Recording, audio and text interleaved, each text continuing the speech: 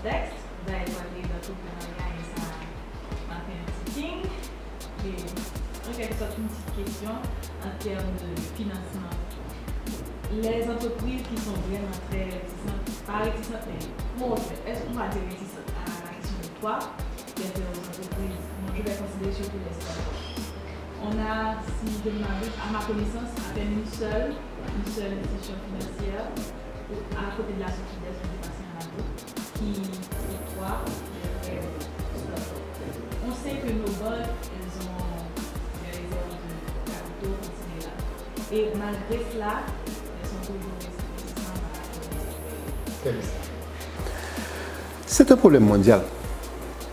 Le problème, c'est que pour qu'une banque sorte des fonds et pour qu'une banque puisse être viable elle-même, il faut qu'elle couvre ses coûts.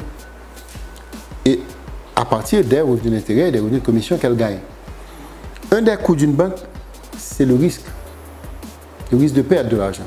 Donc dans les dépenses de l'état d'exploitation d'une banque, vous avez une dépense de provision chaque année qui couvre le potentiel de perdre. Naturellement, cette provision va être utilisée quand vraiment la perte se matérialise sur la base d'une radiation. Qu'est-ce qui se passe avec les startups?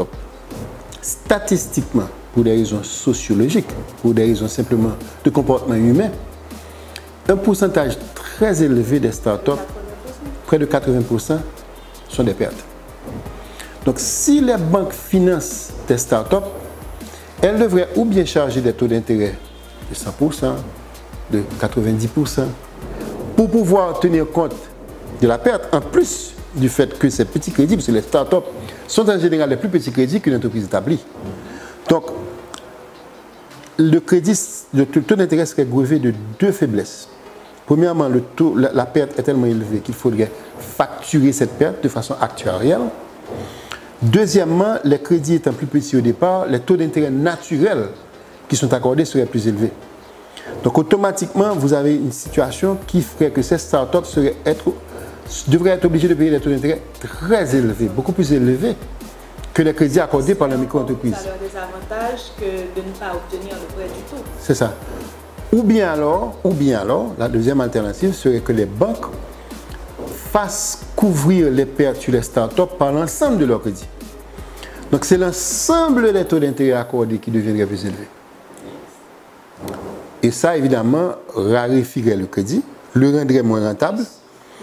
Donc, la solution mondiale à la question des startups est que les banques commerciales n'accordent pas de crédit aux startups. Les startups sont financées en général par des fonds propres. Ça peut être sur une base de caution. Par exemple, un parent, et ça arrive très souvent aux États-Unis, vous avez un enfant qui étudie et qui sort de l'école et qui dit « je veux créer une entreprise ».